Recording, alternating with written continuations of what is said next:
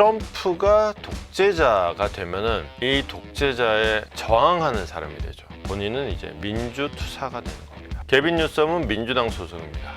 상부 정치부장의 투시경. 자, 뉴욕타임스의 평가는 지금 LA의 상태는 어떠냐? Quiet but tense. 일단 뉴욕타임스는 트럼프가 마음에 안 드는 신문이라는 거는 우리가 기본적으로 깔고 좀 볼 필요는 있습니다. 그러니까 이걸 누가 하는 말이냐를 보되 그 와중에 이제 언론을 볼 때는 이런 건 있습니다. 언론이 거짓말은 안 해요. 다만 한 가지 사실을 얘기하는데, 예컨대 뭐 핸드폰이 하나가 있다. 핸드폰을 이렇게 보면 새까맣게 생겼죠. 근데 이렇게 보면 좀 푸르딩딩하죠. 이거를 까맣다라고 얘기하느냐 파랗다라고 얘기하느냐는 사실 같은 핸드폰인데 보기에 따라서 까맣다라고 얘기할 수도 있고 파랗다라고 얘기할 수도 있는 거죠. 거짓말은 안 합니다. 어떤 사실을 선택하느냐에 대한 문제죠. 여기다 거짓말까지 하면 그건 이제 그 언론으로서의 그야말로 기본도 안 되고 그건 언론이라고 부르면 안 되는 거고, 그렇게 되는 건데 이제 나흘 정도를 지나가고 있는 상황입니다. 그래서 크게 소요 사태나 폭동이 일어나고 있진 않다. 그런데 긴장은 점점 고조되고 있다. 이게 아마 궁금하실 거예요. 이 이제 데모하는 사람들인데 이 사람들이 뭔 사진을 한 장 들고 있어요. 이 양반은 노조 지도자입니다. 기본적으로 이게 그 이민자 정책에 대한 얘기고, 그리고 불법 이민자들의 취업에 대한 얘기예요. 이 시위가 시작된 곳이 홈디포 앞에 노동시장이었잖아요. 홈디포라는 데가, 여러분 혹시 그 영화를 기억하시는지 모르겠습니다. 이게 좀 과도하게 폭력적인 영화긴 한데 이퀄라이저라는 영화가 있어요. 제가 흑인 중에서, 이거 인종차별적인 성격은 전혀 아닙니다. 굉장히 제가 흑인 중에서 제일 잘생겼다고 생각하는 사람이 두 명이 있는데, 한 명이 이제 마이클 조던이고 또 한 명이 덴젤 워싱턴이에요. 덴젤 워싱턴이 주인공으로 나오는 영화 이퀄라이저가 아마 1, 2, 3까지 있을 겁니다. 그게 원에서 그 덴젤 워싱턴이 일하는 데가 홈디포예요. 홈디포라는 데가 이제 건축자재 팔고 가정용 인테리어 장비 팔고, 장비뿐만 아니라 커튼도 팔고 뭐 그래요. 그래서 뭐 주방 세트도 거기 가면 우리로 치면 한샘도 거기 통째로 들어가 있고 막 그래요. 그러다 보니까 이제 드라이버도 있고, 그래서 그 이퀄라이저 1을 보면은 이렇게 막 못 쏘는 것 같은 걸로 막 쏘고 되게 좀 잔인해집니다. 그래서 거의 싸제 총을 이제 볼트, 너트 이런 걸로 쏘는, 못 같은 걸로 쏘는 이런 상황이 되는 건데, 어쨌거나 그 노동시장의 문제하고 연관되어 있기 때문에 이게 사실은 또 뜨거운 거예요. 왜냐? 노동시장이라는 거는 먹고 사는 문제하고 연관되어 있잖아요. 이게 우리 같은 경우에 귀족노조 어쩌고 저쩌고 그렇지만은 불법 이민자 같은 경우에는, 불법 체류자 같은 경우에는 사실 하루 벌어 하루 먹고 사는데 이 사람들이 하루를 못 벌면은 굶어야 되는 상황이잖아요. 극단적으로 말하면.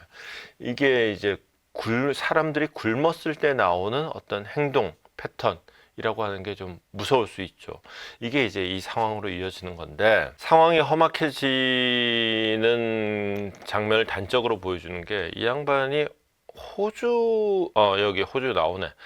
이 양반이 저기 호주의 기자예요. 그러면서 이제 현장 중계를 하는 겁니다. 현장에서 지금 막 경찰들하고 시위대하고 뭐 대치 중입니다. 어쩌고 저쩌고 얘기를 하고 있는데, 고무탄에 이 양반이 리포트 하다가 라이브로 막 떠들리고 있다. 아야! 그러고 딱 맞아요.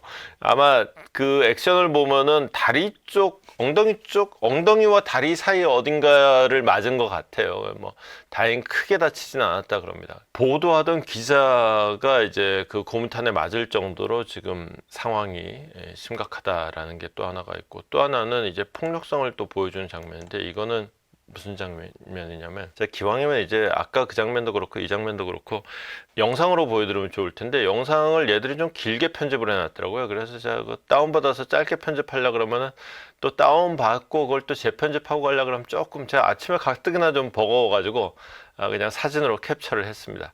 뭐냐면 경찰들이 이렇게 방어선을 쭉 치고 있는데, 이 친구가 그냥 오토바이로 그냥 경찰들이 있는데 밀고 들어온 거예요. 물론 자기도 이제 밀고 들어와서 그 다음 장면은 얘는 이렇게 튕겨져 나갑니다.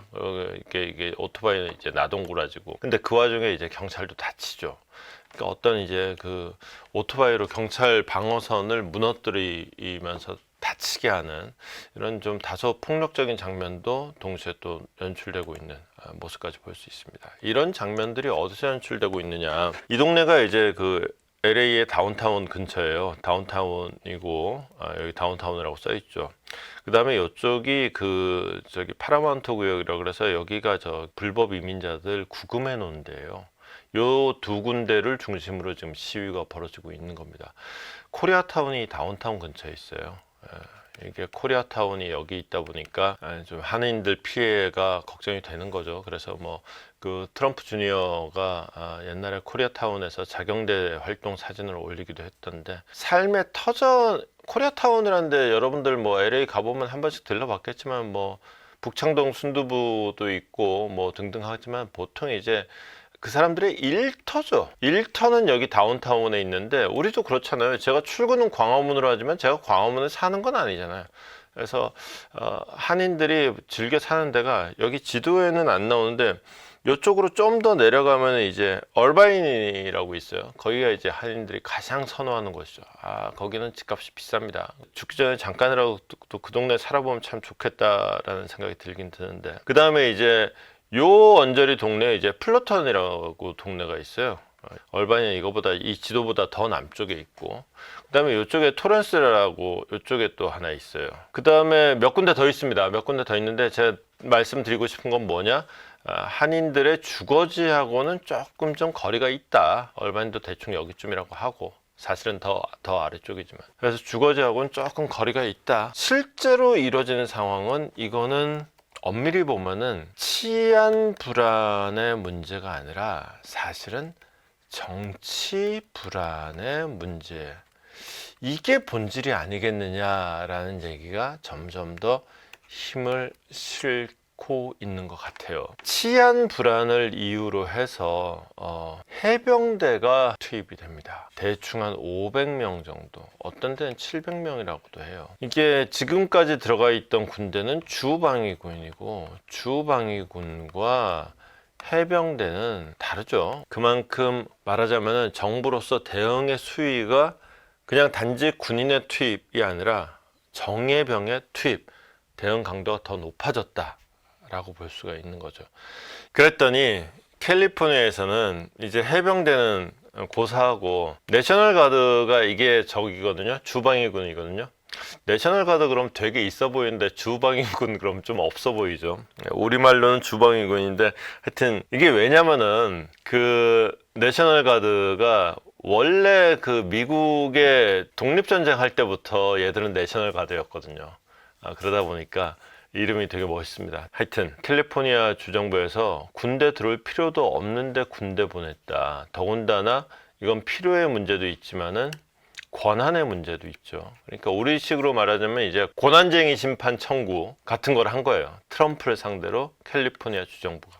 그러면서 또 하나 중요한 얘기를 합니다. 이 양반이 이제 게빈 뉴섬이라는 캘리포니아 주지사인데, 트럼프를 두고 이렇게 얘기합니다. 그냥 일반적으로 번역을 하면은 불안정한, 뭐 대충 이런 식으로 번역을 할 텐데, 어감은 약간 좀 꼬여있는, 하여튼 뭔가 좀 정상적이지 않다는 느낌이 이제 굉장히 강한 어감인 거죠. 그냥 일반적으로 번역하면 불안정한, 불안한 정도의 느낌일 거예요. 그러면서 트럼프의 화법을 보면은 굉장히 권위적이다 라고 얘기하는데, 이 말은 사실은 약간 완화한 거예요. 트럼프를 이제 독재자로 몰아가는 전 단계가 들어가는 거죠. 즉, 자, 트럼프가 독재자가 되면은 이 독재자에 저항하는 사람이 되죠. 지금 트럼프를 상대로 소송을 거는, 본인은 이제 민주투사가 되는 겁니다. 게빈 뉴섬은 민주당 소속입니다. 민주당에서 민주투사가 된다,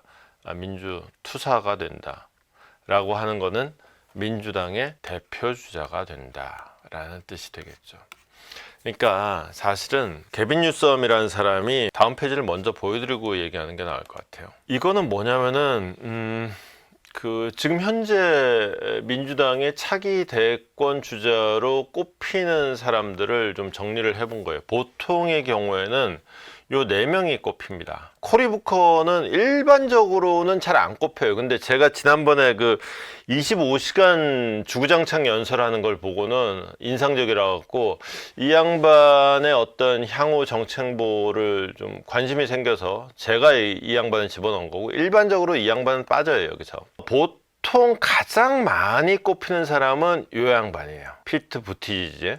이 양반이 보통 민주당의 향후 대권 주자 중에서 1등으로 보통 꼽히는 사람이에요. 게빈 뉴섬 지사는 보통 한 2, 3등 정도로 꼽히는 사람이에요. 근데 지금 때가 때인지라 게빈 뉴섬 얘기를 하려고 지금 이 표를 만들었으니까 게빈 뉴섬을 중심으로 말씀을 드리면, 뭐 아시다시피 캘리포니아 주지사입니다. 이 양반은 근데 되게 재밌는 게 뭐냐, 이 양반이 이제 바이든 약간 입 역할도 하고 머리 역할도 하고, 그러면서 이제 바이든의 후계자 같은 느낌이 좀 있는 거예요. 그러면서 바이든 그러면은 뭐랄까요, 좀 정치인으로서 화끈한 매력은 없는데 굉장히 안정적이고, 그 다음에 리즈너블하죠. 뭔가 좀 당파성은 조금 약해 보여요. 이 양반이 그래요. 이 상태에서 지금 이 상황을 딱 맞이한 거예요. 이 시간 이후로는 게빈 뉴섬이 우리 뇌리 속에 트럼프의 반대쪽에는 게빈 뉴섬이 있다, 딱 이렇게 우리 뇌리에 각인이 될 정도다 그러면은 일반적인 미국인의 뇌리에도 각인이 되겠죠. 게빈 뉴섬으로서는 정말 완전히 횡재한 거예요. 자기가 판을 만든 것도 아닌데 트럼프가 판을 제대로 만들어준 거예요. 여기서 나는 트럼프한테 굽히는 모양으로 가면은 죽도 밥도 안 된다. 오늘도 밝혀본다 두시경 너머의 진실 복잡한 세상 단 하나의 눈 기자의 시선이